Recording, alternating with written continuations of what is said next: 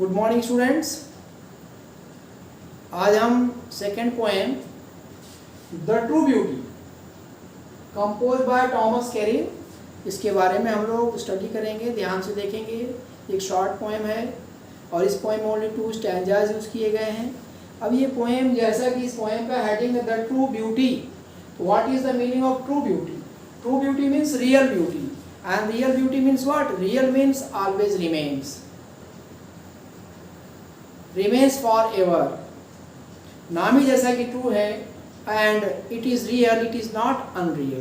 Means in this poem the poet has tried to differentiate between true beauty, real beauty and untrue beauty or unreal beauty.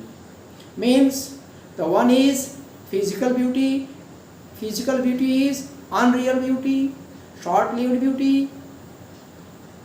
untrue beauty, whereas the beauty of mind and spiritual beauty is the real beauty, is the everlasting beauty, is the beauty which relies forever for a long time. See here, मैंने यहाँ पर आप लोगों को differentiate करने की कोशिश किया है।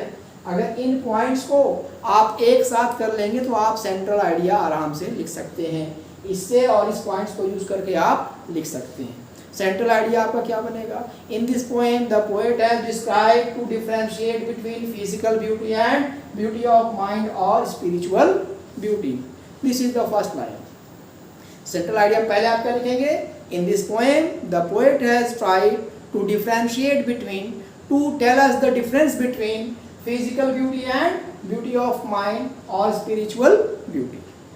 Now physical beauty is short lived, whereas beauty of mind or spiritual beauty is long lived.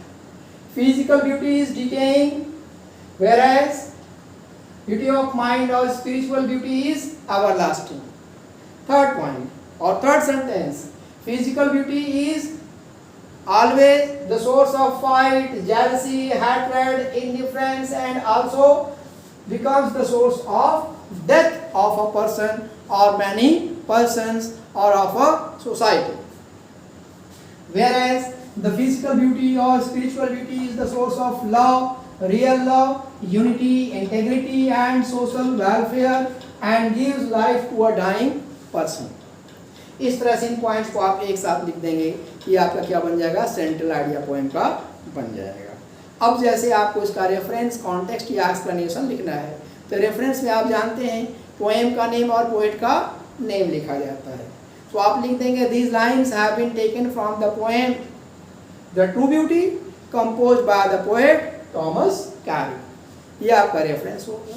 Context में आप सीधा सीधा एक ही लाइन लिखेंगे, in this poem the poet has differentiated between true beauty or the beauty of mind and the physical beauty or unreal beauty. ये आपका क्या हो जाएगा? कॉन्टेक्स्ट हो जाएगा। एक्सप्लेनेशन में 2 ही स्टैंजा है। अगर पहला स्टैंजा आता है तो उसमें फिजिकल ब्यूटी के बारे में एक्सप्लेन किया गया है, और अगर दूसरा स्टैंजा आता है तो उसमें स्पिरिचुअल ब्यूटी या ब्यूटी ऑफ माइंड के बारे में एक्सप्लेन किया गया है। उसी के बारे में आपको लिखना है। अब हम जो है 1 बाय 1 करके स्टैंजा पढ़ेंगे, ध्यान से देखिए। पहले stanza number 1।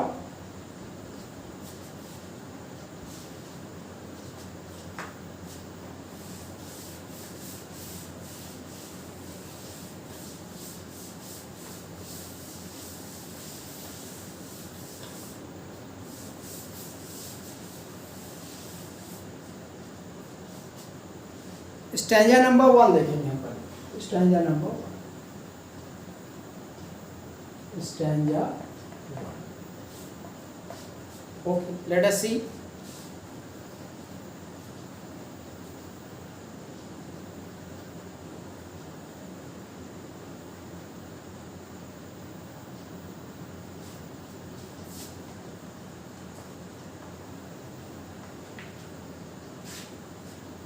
This is the rhyme scheme of the lines of the first stanza of the poem The True Beauty.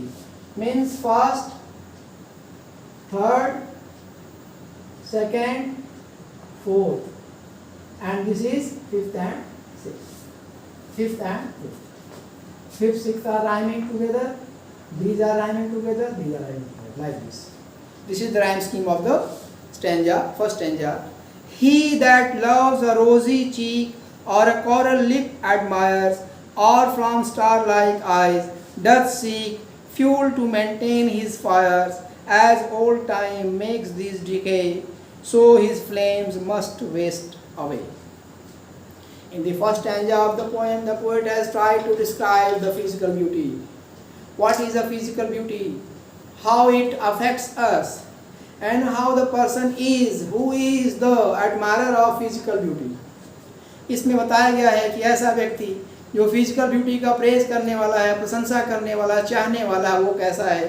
कहा जा रहा है ऐसा व्यक्ति जो गुलाबी गालों को या मूंगे जैसे होंठ को या एकदम तारों जैसी टिमटिमाती हुई, यानी जिसमें स्टार लाइक आइज मीन्स ऐसी आंखें जिसमें रमक हो, रोशनी हो, चमक हो, जिंदगी हो, ऐसी आँखों से क्या करता है, fuel to maintain his fires, उसके दिल के अंदर जो प्रेम की आग या अग्नि लगी हुई है उसको जो है बुझाने के लिए इन सोर्स का, इन फिजिकल ब्यूटीज़ का जो सहारा लेता हो। यानी a person who has fire burning inside his heart takes the shelter of physical beauties like rosy cheek, like coral lips, like star-like eyes, to step down, to relieve his fire, अपनी आग को बुझाने के लिए, कम करने के लिए वो इनका सहारा लेता हो।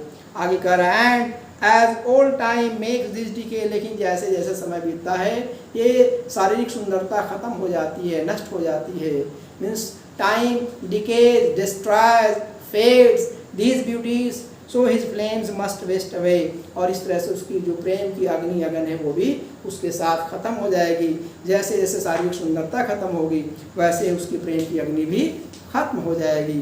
तो जो बर्निंग फायर जो है that is also temporary, and the physical beauty which is inside the human body that is also temporary.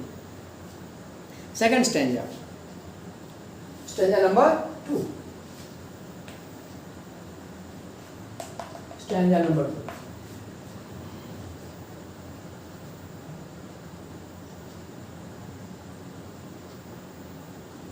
इसमें भी आप राइम की वही है ए बी सी सी, यानी 6 लाइन का 2 स्टैंजा जिसमें यूज किए गए। इसमें ये राइम स्कीम है। इसमें देखिए क्या कह रहा है, but a smooth and steadfast mind, gentle thoughts and calm desires, heart with equal love combined, kindle never dying fires, where these are not, I despise lovely cheeks or lips or eyes। यहाँ पर एक word है despise,